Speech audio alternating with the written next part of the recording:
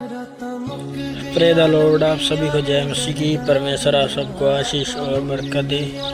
आइए हम इस पवित्र वचन को सुनते हैं। परमेश्वर आपको आशीष और बरकत देगा। हालेलुया। अपने हाथों को उठाकर कि खुदाबंद आज जो कुछ मैं सुनने जा रहा हूं, मैं फलों को लेके आऊं। ये वचन की गहराई मेरे अंदर आए और मैं कभी भी सेम ना रहूं। मांगो ऊंची आवाज में। पूछो अपने पड़ोसी से, पूछो क्या ये लिखा है कि अगर तू उपवास करे? कि ये लिखा है कि जब तू उपवास करे? क्या लिखा है बाइबल में? क्या लिखा है? अपने पड़ोसी से बात करो, बोलो क्या लिखा है बाइबल में कि जब तू उपवास करे। मैं जिस संगति में जाता था जब मैं 1 साल का बच्चा था, आपको मालूम होना चाहिए कि मैं कहां से निकला हूं, कि आप सिर्फ स्टेज की कॉपी करके आप मिनिस्ट्री की ग्रेस को कॉपी क्यों नहीं कर पा रहे हैं। मैं उस जुंडली से मंडली से निकला हूं जो हर हफ्ते 3 दिन रात के रोजों में रहती थी।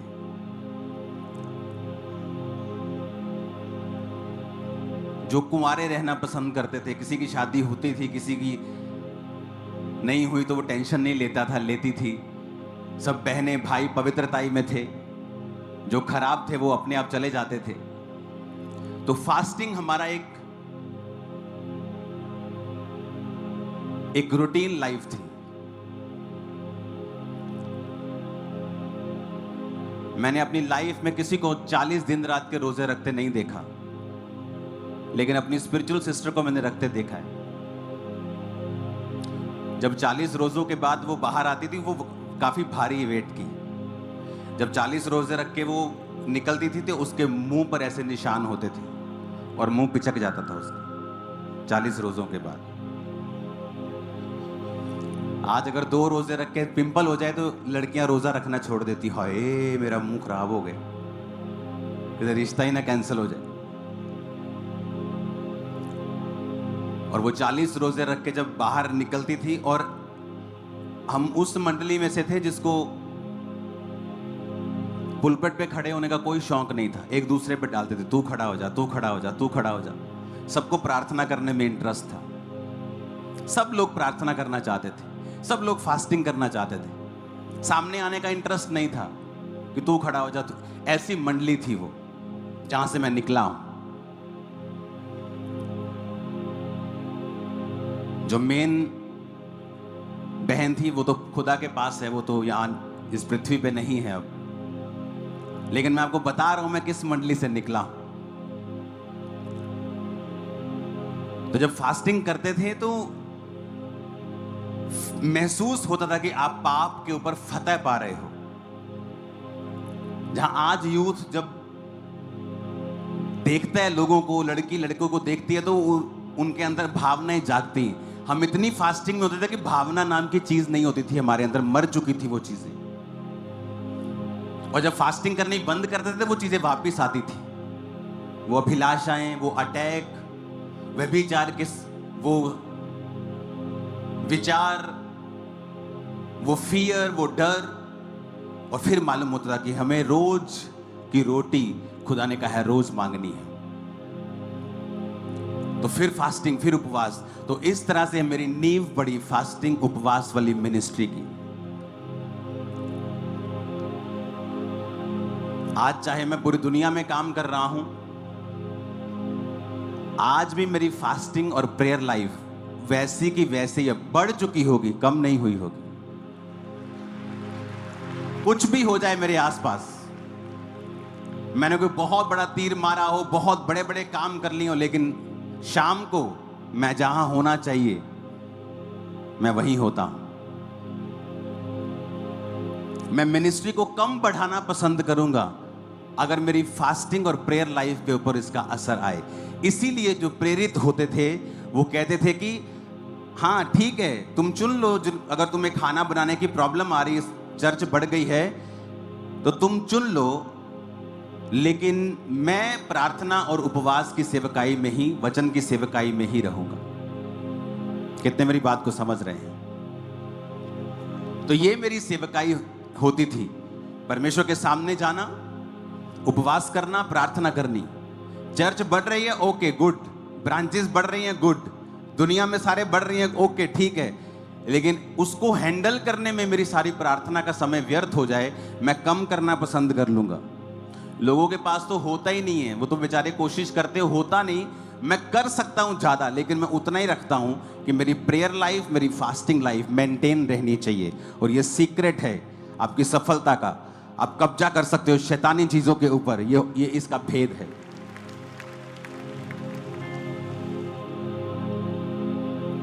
इतनी हम फास्टिंग करते थे कि बीमार हो जाते थे फास्टिंग करके, लेकिन हमें पता था कि जो मेहनतें हमने मसीह में आने से पहले की हैं वो व्यर्थ हैं, लेकिन जो मेहनत मैं मसीह में कर रहा हूं ये व्यर्थ नहीं। हालेलुया। जो मेहनत मैं अब कर रहा हूं वो व्यर्थ थोड़ी है।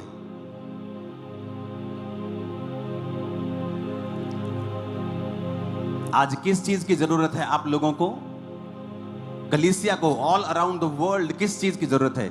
ऐसी संगतियों की जो आपको प्रार्थना में, उपवास में और जीवित वचन के पीछे चलाएं।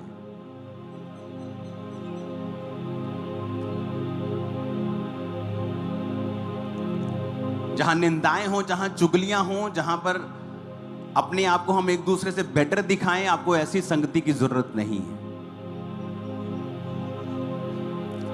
जहां हम प्रार्थना में, उपवास में, जहां हम लोगों को परमेश्वर के करीब लेके जा सकें, ऐसी संगतियों की जरूरत है।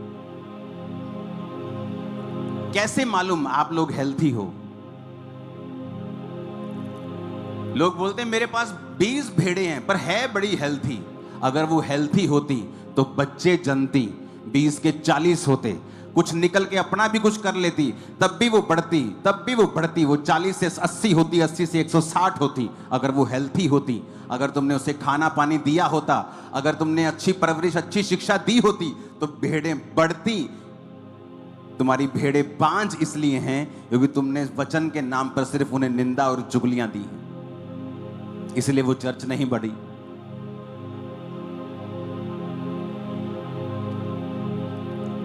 आपको बेसिक पे वापस आना होगा।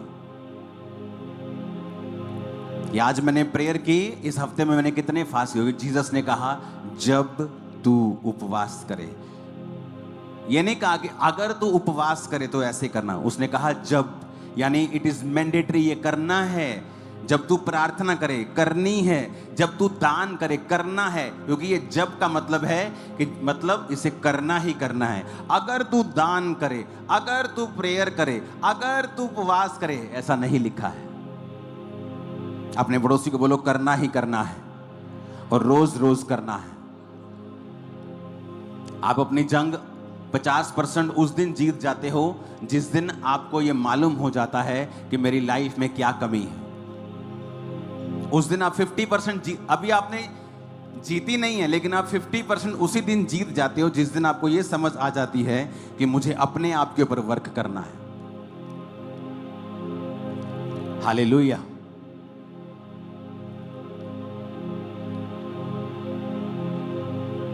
बाइबल में लिखा है पक्षपात मत कर, किसी के साथ भी पक्षपात।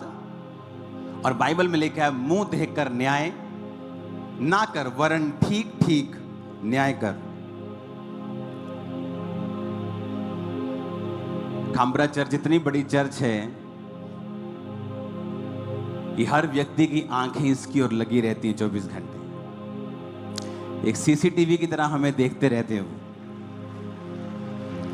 और बहुत से लोगों ने मुझे कहा कि आपने जब फलाने ने गलती की आपने ये कहा, आपने जब धमकाने ने गलती की आपने ये कहा, अब आपके प्रधान ने गलती की आपने कुछ क्यों नहीं कहा? मैं इसलिए कहता हूं अधूरा ज्ञान बड़ा खतरनाक ज्ञान है और मूर्खता का कोई इलाज नहीं है। इस चर्च का कोई भी प्रधान नहीं है, इस चर्च का प्रधान मैं हूं, आपको ये मालूम होना चाहिए। अगर कोई यूट्यूबर किसी को प्रधान लिखता है तो उसे, और दूसरा उसे मान रहा है, तो वो दूसरे मूर्ख की गलती है। आप चर्च की एक भी ऑफिशियल पोस्ट दिखाओ जहां पर लिखा हो कि कोई पॉलिटिकल आदमी चर्च का प्रधान है। अब जेम्स बॉन्ड यहां पे पंजाब में आए, कोई बंदा बोल दे Punjab the CM James Bond, और कोई दूसरा उसे पढ़ ले कि Punjab the CM James Bond, तो वो पंजाब का सीएम थोड़ी बन जाएगा, क्योंकि किसी यूट्यूबर ने लिख दिया और तुमने उसे मान लिया। चर्च की 3 बॉडीज हैं। एक है spiritual body. Ankur Narola ministries Khamra church is a spiritual body, जहां पर स्पिरिचुअल चीजें होती हैं, जहां पर स्पिरिचुअल आदमी सारे काम को संभालते हैं। मैं प्रेरित के पोस्ट पे हूं, कोई पास्टर की पोस्ट पे है, कोई डीकन की पोस्ट पे है, कोई अपना अपना काम मैनेजमेंट के थ्रू कर रहा है, कोई किसी तरह से कर रहा है। दूसरा है चर्च का पार्ट, एक सोशल पार्ट, जिसमें हम सोशल काम करते हैं, कॉलेजेस ओपन करते हैं, फ्री शिक्षाएं देते हैं। वो एक अलग एनजीओ है, वो अंकुर नरोला मिनिस्ट्री उसमें नहीं करती, उसका अलग पार्ट है। क्योंकि लोगों को शायद मालूम नहीं है, क्योंकि लोगों को इतना पता नहीं है, नॉलेज नहीं है, ना उनको इतना ज्ञान है, ना ही प्रभु ने उन्हें इतना इस्तेमाल किया है कि उनको इन चीजों के बारे में नॉलेज हो। तो दूसरा हिस्सा है चर्च का, जहां जो स्पिरिचुअल सोसाइटी है वो क्या करती है, वो चैरिटी करती है और सोशल वर्क करती है, घर बना के देती है, फ्री शिक्षा देती है, हेल्प करती है, राशन देती है। चर्च का तीसरा पार्ट है ग्लोबल क्रिश्चियन एक्शन कमेटी, वो उसका प्रधान है जिसकी आप बात कर रहे हो। जिस व्यक्ति की आप बात कर रहे हो, एक पंजाब का बहुत बड़ा लीडर मेरे पास आया, क्योंकि लोग मिलने आते हैं, वेल पोजीशन लीडर जो अभी संसद में भी है राइट नाउ, और उसने कहा मेरे को अंदर आके कि आपका जो लड़का है ना गौरव, सबसे अच्छा काम कर रहा है ये पंजाब में। सुनो, ताली मत बजाना अभी, मैं इसको एमएलए की सीट ऑफर करता हूं। बहुत बड़ी पार्टी है, मेन पार्टी है पंजाब। अगर ये आदमी लालची होता किसी पोस्ट का, तो मैं आपको बताता हूं, ये सारी पोस्टें जो होती हैं, फलानी कमेटी का प्रधान, एंड में इनका रिजल्ट ये होता है कि इनको एमएलए या एमपी बनना होता है। समझ आ रही है मेरी बातें? एंड में ये रिजल्ट होता है, इसीलिए लोग इनका विरोध करते हैं कि कहते ये चढ़ाई ना चढ़ जाए। तो मैंने इसको बुलाया और इसने कहा कि ये मुझे एमएलए की सीट ऑफर कर रहे हैं। मैंने कहा नहीं लेनी। कहता ठीक है पापा जी। फोन किया कि नहीं सर, हमने नहीं लेनी। जो आदमी एमएलए की सीट ठुकरा रहा है, आपको क्या लगता है वो किसी कमेटी का प्रेसिडेंट होने को फाइट करेगा? मैंने पूछा, मैंने कहा गौरव क्या चीज है? कहता मैंने अपना इस्तीफा रखा हुआ है, लेकिन जब एक्शन कमेटी की मीटिंग होगी मैं उसमें दूंगा। लेकिन लोगों को इतनी तड़फ मची है, क्यों? क्योंकि ऐसा व्यक्ति जो सेलिब्रिटीज की परवाह नहीं करता, ऐसा व्यक्ति जो अपनी जान की परवाह नहीं करता, हम आपको कुछ चीजें बताते नहीं ओपनली, जेल में से ऐसे लोग, ऐसे हत्यारे जिन्होंने कहा कि इस व्यक्ति का, इस गौरव का इलाज करो, इसको मारो। मैं आपको देता हूं 5 लाख रुपए महीना, आपकी जान की रिस्क होगा उस काम में, आओ करो मेरे साथ। कोई नहीं आएगा, चाहे 5 लाख रुपए महीना क्यों ना। और वो चर्च से कोई लाखों रुपया महीना नहीं ले रहा, वो कि चर्च पैसा दे रहा, वो काम कर रहा है। वो 24 घंटे चर्च की और कम्युनिटी की सेवा में होता है। कोई पोस्ट नहीं है उसके पास चर्च की, एक्शन कमेटी की पोस्ट भी वो त्याग चुका है। उसने कहा पापा मैं फास्टिंग कर रहा हूं, मैं प्रेयर कर रहा हूं, मैं उपवास रख रहा हूं, मैं माफी मांग रहा हूं, और दोबारा ये गलती मेरी लाइफ में कभी नहीं होगी। अब आपको क्या चाहिए? क्योंकि लोग आपसे जेलसी करते हैं, चर्च से जेलसी करते हैं, उनको मौका चाहिए कोई। मैं तो मैंने आज प्रभु को बोल रहा था, मैं कहा परमेश्वर तू चंगा रह गया प्रभु, तू आज दे युग च नहीं कदे आ गया। ए तेनू ट्रोल करे जाना ही लोगों ने, लै यहूदा इस्करियोती डिग गया, तेरे को टीचिंग नहीं दी गई, तू उन्हें समझा नहीं सकिया, तू ਉਹਦਾ दिल नहीं बता सकिया, यहूदा इस्करियोती किद्दां डिग गया। ਇਹਨਾਂ ਨੇ ਸ਼ੈਮੂਲ ਨੂੰ ਫੜ ਲੈਣਾ ਹੀ, ਲੈ ਸ਼ਾਉਲ ਕਿੱਦਾਂ ਡਿੱਗ ਗਿਆ, ਤੂੰ ਨਬੀ ਨਹੀਂ ਹੈਗਾ, ਸਹੀ ਤੂੰ ਸਹੀ ਸਿੱਖਿਆ ਨਹੀਂ ਦਿੱਤੀ। ਮੂਰਖੋ, ਪਾਸਟਰ ਕਹਿ ਸਕਦਾ ਦਾਰੂ ਨਾ ਪੀਓ, ਤੁਹਾਡੇ ਘਰਾਂ 'ਚ ਵੜ ਕੇ ਉਹਨੇ ਤੁਹਾਡੀਆਂ ਬੋਤਲਾਂ ਥੋੜੀ ਫੜ ਲੈਣੀਆਂ। ਹੁਣ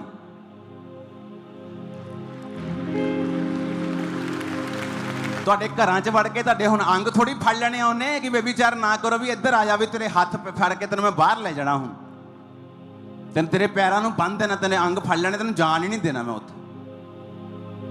ਪਾਸਟਰ ਨੇ ਪ੍ਰੀਚ ਕਰਨਾ।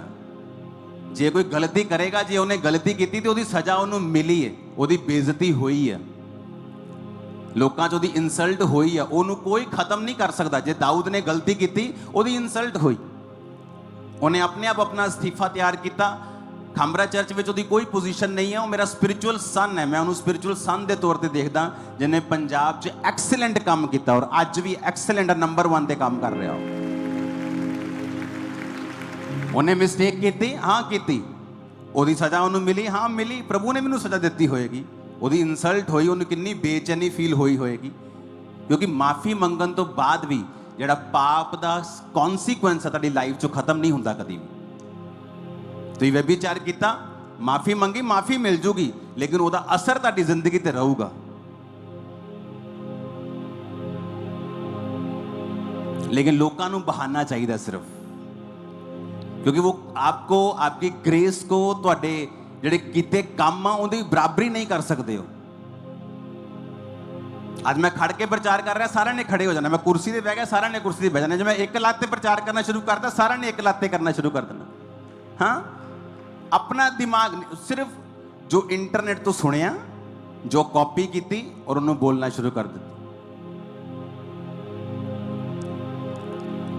ਇੱਕ ਐਸਾ ਆਦਮੀ ਜਿਹੜਾ ਸੈਲਫਲੈਸ ਹੋ ਕੇ, ਜਦੋਂ ਕੋਈ ਇੰਨੀ ਵੱਡੀ ਪੋਸਟ ਤੇ ਜਾਂ ਕਿਸੇ ਵੱਡੀ ਚਰਚ ਦੇ ਵਿੱਚ ਇੰਨੇ ਵੱਡੇ ਅਹੁਦੇ ਤੇ ਹੁੰਦਾ, ਉਹ ਕਰੋੜਾਂ ਰੁਪਇਆ ਕਮਾ ਸਕਦਾ। ਉਹ ਇੱਕ ਪੋਲੀਟੀਸ਼ੀਅਨ ਨਾਲ ਮਿਲਵਾਉਣ ਦੇ ਲਈ ਉਹ ਲੱਖਾਂ ਰੁਪਇਆ ਲੈ ਸਕਦਾ ਪੋਲੀਟੀਸ਼ੀਅਨ ਦੇ ਕੋਲ, ਬਿਨਾਂ ਚਰਚ ਨੂੰ ਦੱਸੇ।